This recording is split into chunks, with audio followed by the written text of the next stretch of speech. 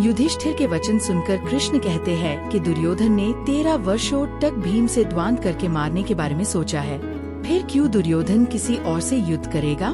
दुर्योधन को भीम से युद्ध करके ही खुशी मिलेगी। इस बात को दुर्योधन स्वीकार करता है और भीम से युद्ध करता है। वज्र के देह वाले दुर्योधन को हराना दुर्लभ था। तब कृष्ण भीम को उसका प्रेम याद दिलाते हैं। द्रौपदी को अपमानित करते हुए दुर्योधन ने उससे अपनी जंघा पर बैठने को कहा था।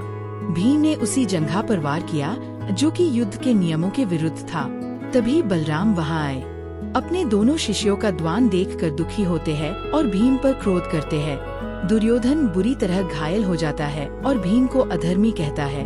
तब कृष्ण टाक देते हैं कि भीम ने अपना प्रण पूरा किया है, जो कि उतना ही आवश्यक है जितना युद्ध के नियमों का पालन करना। बलराम क्रोधित होकर वहां से चले गए। पर दुर्योधन कृष्ण से कहता है कि भगवान के छल से ही भीष्म, द्रोणाचार्य, कर्ण और उसके जैसे योद्धाओं को मारा गया। ये युद्ध ही कृष्ण का दोष है। कृष्ण दुर्योधन को समझाते हैं कि उन्होंने शांति का प्रस्ताव दिया था, पर दुर्योधन के अहंकार, जिद और ईर्ष्या के कारण भारतवर्ष के कई महारथियों, क्षत्रियों और योद्धाओं का नाश हुआ है। दुर्योधन का पतन उसके पाप और अन्याय के कारण ही हुआ है। तब दुर्योधन ने पांडवों को कहा कि उसने धर्म अनुसार युद्ध किया है, इसलिए वो स्वर्ग को प्राप्त करेगा, पर पांडव संसार में रहकर अपने अधर्म का भार उठाएंगे। ये सुनकर सारे भाइयों के सर नीचे हो गए। तब कृष्ण ने उनको समझाया कि धर्म उनके पक्ष में है और दुर्योधन ने जीवन भर अधर्म किया है, इस कारण उनको बुरा नहीं लगना चाहिए। भगवान ने कहा कि दुर्योधन के हताहत से ये युद्ध विराम होता है और पांडवों की जय हुई। वे घायल दुर्योधन को मरने के लिए उसी झील पर छोड़ गए।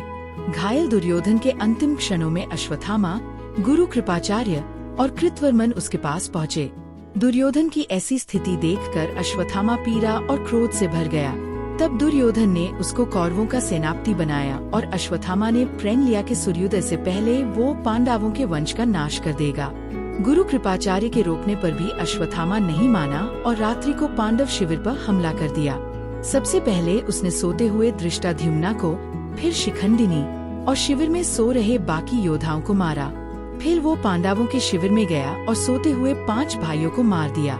बाद में उसको पता चलता है कि वे पांडव नहीं बल्कि द्रौपदी के 5 पुत्र उपपंदाव थे।